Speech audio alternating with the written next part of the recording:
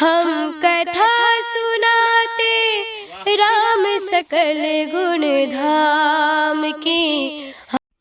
आप लोग देख सकते हैं 4 बहन हैं, चारों बहन मुस्लिम हैं और राम जी का भजन बहुत अच्छा गा रही है और राम जन्मभूमि पर जाने वाली है। राम मंदिर का पूजन है उस दिन, वहां पर भी गाना गाएगी। ये लोग जी का बहुत अच्छा गाना गा रही है। चारों का चारों बहन का सुरीला आवाज है और बहुत मीठा मीठा गाना गाती है।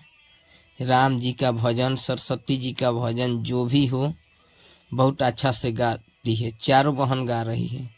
आप लोग देख सकते हैं, वीडियो में बने रहिए, देखिए कितना अच्छा गाना गाने वाली है। अच्छा गाना, एकदम अच्छा से अच्छा गाना गाती है सुर में। और सुर पर सरस्वती विराजमान है। इन लोगों को मुस्लिम है मगर बहुत अच्छा गाना गा रही है चारों बहनें, आप देख सकते हैं।